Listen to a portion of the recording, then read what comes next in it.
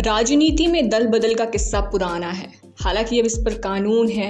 कानून में वैसे कई लूप होल्स हैं। खैर, इस पर चर्चा फिर कभी। आज तो आपको विंध्य के एक ऐसे नेता की कहानी सुनाएंगे जिसके दामन में दगाबाजी के छींटों के निशान हैं। लेकिन ये दगाबाजी मिली थी बड़ी रकम पर। रकम से भी बड़ा था कुर्सी का लोभ, कुर्सी मुख्यमंत्री की। ये किस्सा है मध्य प्रदेश के 7वें और पहले गैर कांग्रेसी सरकार के मुख्यमंत्री गोविंद नारायण सिंह का। विंध्य क्षेत्र ने 2 राजपूत मुख्यमंत्री दिए हैं। पहले अर्जुन सिंह, दूसरे हैं गोविंद नारायण सिंह। लेकिन गोविंद नारायण सिंह का मुख्यमंत्री बनने का किस्सा दल बदल की पृष्ठभूमि पर गढ़ा गया है।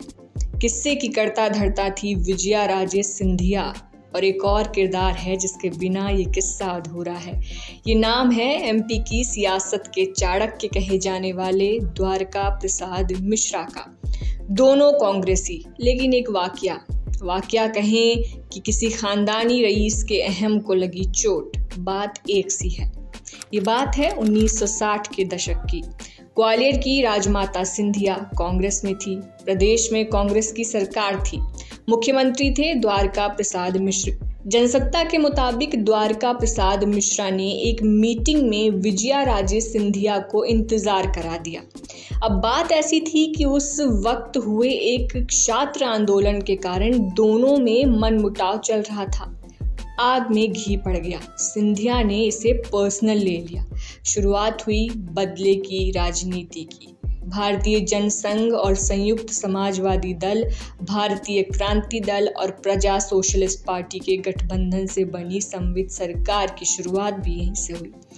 विजया राजे के मन में बदले की आग जल रही थी। उन्होंने कांग्रेस को तोड़ने का मन बना लिया था। हुआ भी ऐसा। वो जनसंघ में चली गई और कांग्रेस के 36 विधायकों को तोड़कर अपनी ओर कर लिया, कुल 15%।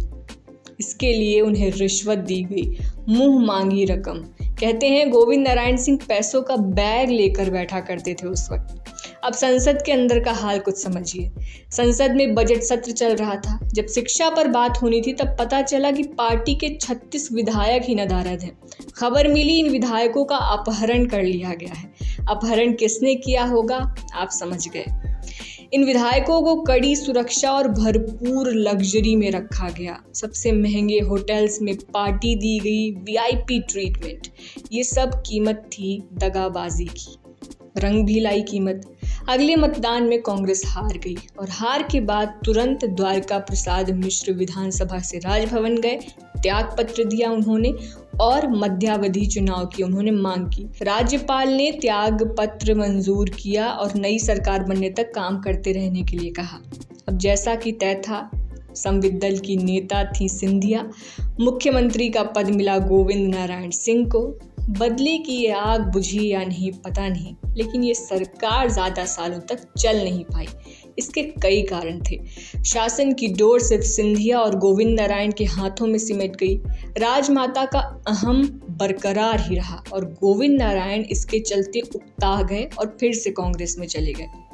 2 सालों के अंदर पद की लोलुपसा और अहंकार के साथ ये सरकार भी गिर गई।